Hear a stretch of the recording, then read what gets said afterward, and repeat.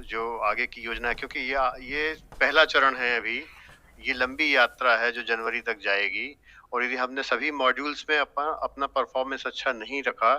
तो ये चुनौती हमारे लिए लौट कर आने वाली है। क्योंकि राष्ट्रीय स्तर से जो लक्ष्य निर्धारित हैं, वो राज्य के द्वारा बताए गए हैं, उसी के बेसिस पर राज्य का परफॉर्मेंस देखा जाएगा। तो एक तो संख्यात्मक उपलब्धता और पूर्णता की बात है कि रजिस्ट्रेशन पूरा हुआ, दूसरा कंप्लीशन पूरा हुआ, और तीसरा महत्वपूर्ण पहलू ये है कि जो काम हम कर रहे हैं उसकी जो अपेक्षा, आयुक्त महोदय ने बार-बार आपसे पिछली वीसी में भी अपील की थी कि हमारी जो अपेक्षा है वो अंतिम रूप से बच्चों तक पहुंचने की और क्लासरूम प्रोसेस में उसको लाने की है। तो इस संबंध में मैं सचिन जी से भी अनुरोध करूंगा कि वो इस लक्ष्य के संदर्भ में और आने वाले मॉड्यूल्स के बारे में भी थोड़ी सी चर्चा करें।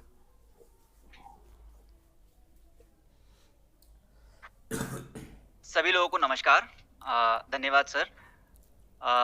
जिस प्रकार आज निष्ठा ऑनलाइन प्रशिक्षण कार्यक्रम के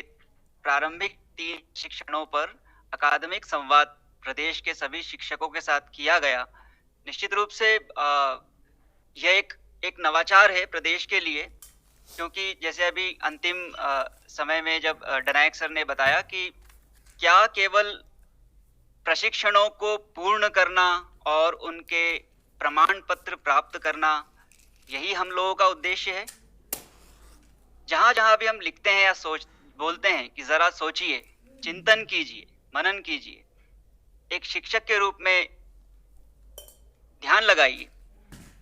वहां पर मुझे लगता है या हम लोगों को शायद समेकित रूप से लगता है कि निश्चित ही इन सभी प्रशिक्षणों का या किसी भी प्रशिक्षण का,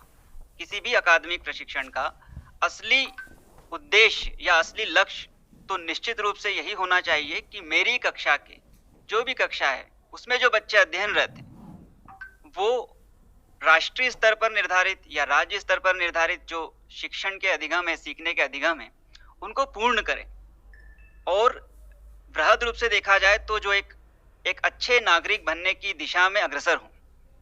तो यहाँ पर जब भी आपने देखा होगा कई बार व्हाट्सएप समूह पर हम लोग राज्य स्तर से जैसे ही कोई सर्टिफिकेट या कोई प्रशिक्षण पूर्ण करने का स्क्रीनशॉट साझा करते हैं, तो हमारा प्रयास यही रहता है कि जरा सोचिए कि क्या मैंने इस प्रशिक्षण से कुछ सीखा है, मेरा जो वर्तमान जो मेरा सीखने का जो ज्ञान और कौशल का जो स्तर है, क्या उससे इसमें समृद्धि की कुछ समृद्ध हुआ है, कुछ आगे बढ़ा है, और क्या मैंने इस संबंधित जो भी मैंने मॉड्यूल पूर्ण किया है निष्ठा का, चाहे मॉड्यूल 1 हो, मॉड्यूल 2 हो, मॉड्यूल 3 हो या आने वाले सभी मॉड्यूल्स, जब भी मैं मॉड्यूल पूर्ण करता हूं तो क्या मैंने इसको अपनी कक्षा के साथ जोड़ा है कि हाँ, इन 3 प्रमुख बातों को या इन 3 महत्वपूर्ण बिंदुओं को मैं अपनी कक्षा में लेकर जाऊंगा या जाऊंगी, जिससे कि इस प्रशिक्षण की जो मुझे लगता है कि जो असली लक्ष्य है वो यही है कि हाँ, ये जो हमने अकादमिक ज्ञान व कौशल को निर्माण करने के लिए कोर्स पूर्ण किया है, वो निश्चित रूप से मेरे बच्चों के सीखने के अधिगम में परिलक्षित हो। हम आप सभी लोगों से ये निवेदन करते हैं कि कृपया जब भी कोई भी शिक्षक या कोई भी अकादमिक अधिकारी किसी भी स्तर पर जब भी कोई मॉड्यूल पूर्ण करे, तो कुछ प्रश्न जो शायद आपके साथ व्हाट्सएप ग्रुप पर भी आते हैं या आप लोग अभी स्क्रीन पर देख पा रहे हो, तो उनको जरूर देखें कि क्या मैंने इस मॉड्यूल से क्या सीखा है, क्या मैंने कोई डायरी बनाई है या डायरी के अंदर अपने कुछ मुख्य बिंदुओं को लिखा है, और इन बिंदुओं को मैं इस प्रशिक्षण से अपनी कक्षाओं तक किस प्रकार लेकर जाऊंगा या जाऊंगी, और साथ ही जो भी जिले स्तर पर या ब्लॉक स्तर पर या जो संकुल जन शिक्षा केंद्र स्तर पर जो हमारे अधिकारीगण हैं,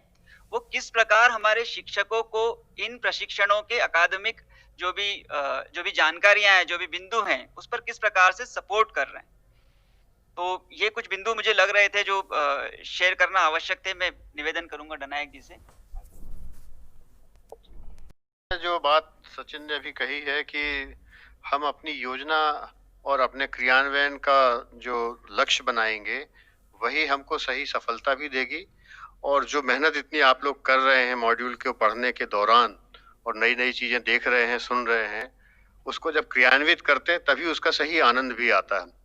तो मैं समझता हूँ कि उस आनंद की यात्रा में आप शामिल रहेंगे और जो ये पैंडेमिक सिचुएशन है वो जल्दी ही भगवान की दया से ठीक होगी और हमारे बच्चे हमारे बहुत क्लोज होंगे और जितनी बातें इसमें कही गई हैं कि बच्चों के साथ बैठना, बच्चों की संवेदनशीलता को समझना,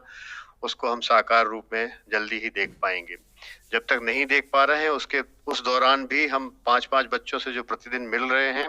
ये हमारी एक सीखने की यात्रा का बहुत अच्छा लेबोरेटरी के रूप में भी काम कर सकता है, जिसको आपने डीएड बीएड में पढ़ा होगा माइक्रो टीचिंग के रूप में। तो वर्तमान दौर यदि हम कहें तो ये माइक्रो टीचिंग का दौर है, जहां आप बहुत कम संख्या में बच्चों के घर जाकर मिल रहे हैं। तो ये जो सारी बातें हमने आज अभी तक की हैं, पालकों से संवाद करना, पालकों से साझेदारी करना, इसको भी आप साकार रूप में अभी छोटे-छोटे समूह के रूप में कर सकते हैं, जो मोहल्ला क्लास या हमारा घर हमारा विद्यालय के रूप में आप संचालित कर रहे हैं। ये एक अनुभव भी होगा आपके लिए और एक प्रकार का एक इस तरह की परिस्थितियां होंगी कि छोटे समूह में आप कितनी सफलतापूर्वक इन बातों को क्रियान्वित कर पाए और फिर उसको आप योजना बना सकते हैं कि बड़े समूह में जब सारे बच्चे क्लास में होंगे, 50 बच्चों की क्लास भी हो सकती है और 60 बच्चों की क्लास भी हो सकती है। उस दौरान भी आप इसको किस तरह से पीयर लर्निंग के छोटे ग्रुप डिस्कशन के रूप में किस तरह से लागू कर पाते हैं। क्योंकि महत्वपूर्ण बिंदु ये है कि हम अपनी योजनाओं को अपने ऊपर भार के रूप में नहीं बनने दें, बल्कि अपने इस भार को दूसरे कंधों के माध्यम से कैसे हल्का कर सकते हैं।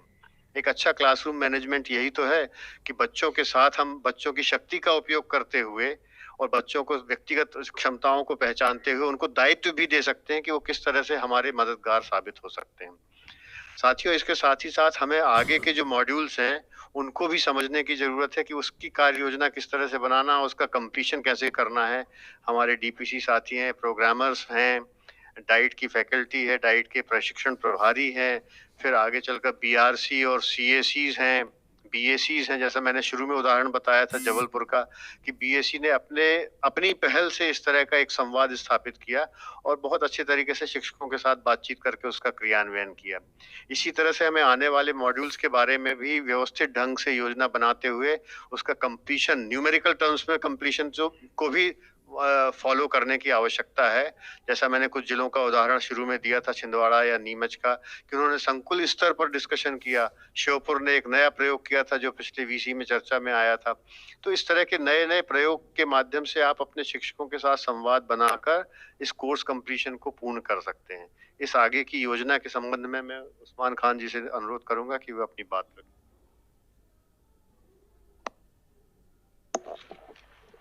साथियों, पुनः चूंकि हमारे लगभग प्रेजेंटेशन पूर्ण हो चुका है, लेकिन कुछ चीज़ें हैं जो मैं सर के पहले आप लोगों से बात करना चाहता हूं। पहला तो ये कि निष्ठा प्रोग्राम जो है, एक्चुअली निष्ठा कोई नई योजना नहीं है, केवल ये नाम है। इसका national integrated school head and teacher holistic training program है इसका नाम पूरा। तो जो आप लोगों को थोड़ी सी जानकारी इसके संबंध में होनी चाहिए। दूसरा जो मैं जो शिक्षकों के अतिरिक्त जो हमारे जन शिक्षक हैं, बीआरसी हैं, बीएसी हैं और डाइट के हमारे ट्रेनिंग इंचार्ज प्राचार्य जी, एपीसी, डीपीसी महोदय, अभी जो मैं देख रहा हूं कि जो अभी भी 100% जिन्होंने मॉड्यूल 1, 2, 3 पूर्ण किए हैं वो अभी भी अलाइन नहीं है। यूट्यूब, या तो आपने उन तक यूट्यूब लिंक नहीं भेजा है या कि फिर वो किन्हीं कारणों से वो अभी नहीं इस पे जुड़ पाए हैं। तो कृपया सभी को निर्देश करें, क्योंकि यूट्यूब हमेशा उपलब्ध रहता है ये लिंक, तो आप लोग उनको जरूर आज का जो इतना महत्वपूर्ण हमारे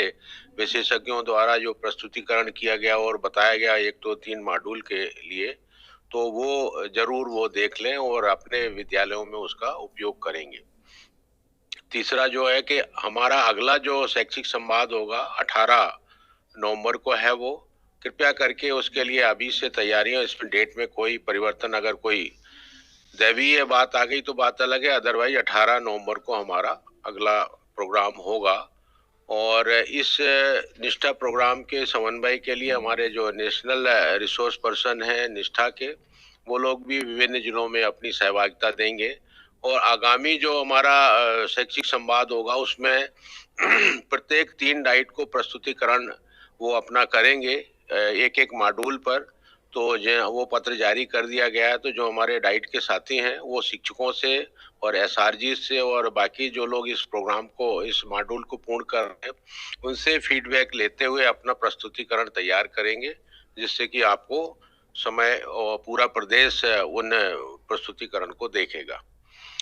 अगला जो है वो ये है कि कुछ तकनीकी समस्याओं के कारण मॉड्यूल 4 में